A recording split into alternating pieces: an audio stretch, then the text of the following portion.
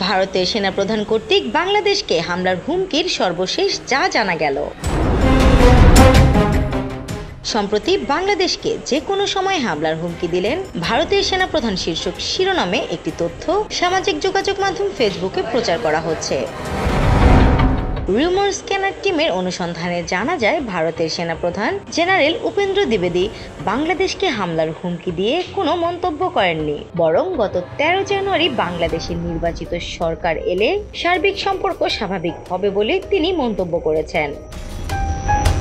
জানা যায়, সেনা দিবস পালনের আগে গত 13 জানুয়ারি সেনাবাহিনীর বার্ষিক সংবাদ সম্মেলনে বাংলাদেশের সাম্প্রতিক রাজনৈতিক পালাবদলের পর ভারতের সঙ্গে দ্বিপক্ষীয় ও সামরিক সম্পর্ক নিয়ে প্রশ্নের জবাবে ভারতের সেনাপ্রধান বলেন, দুই দেশের পারস্পরিক সার্বিক সম্পর্ক তখনই স্বাভাবিক হবে যখন সে দেশের নির্বাচিত সরকার ক্ষমতায় আসবে।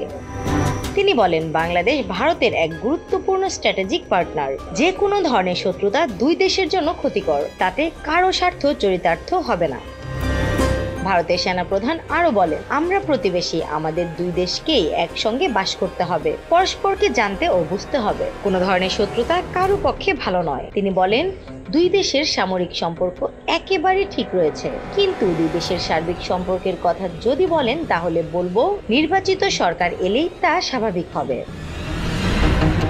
বাংলাদেশের সঙ্গে সামরিক সম্পর্কের বিষয়ে কথা বলতে গিয়ে জেনারেল উপেন্দ্র দ্বিবেদী বলেন, সে দেশের সেনাপ্রধান জেনারেল ওয়াকারুজ্জামানের সঙ্গে তিনি যোগাযোগ রক্ষা করে চলেছেন। গত আগস্টের রাজনৈতিক পালাবদলের সময় সর্বদা তারা যোগাযোগের মধ্যে ছিলেন। এমনকি গত 24 নভেম্বরও তাদের দুজনের মধ্যে ভিডিও মারফত আলোচনা হয়েছে। তারা সবসময় নিজেদের মধ্যে যোগাযোগ রেখেছেন, এখনও সেই যোগাযোগ অব্যাহত আছে।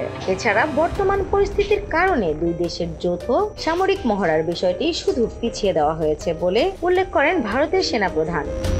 পরিস্থিতি স্থিতিশীল হলেই তা আবার শুরু হবে বলে জানান তিনি।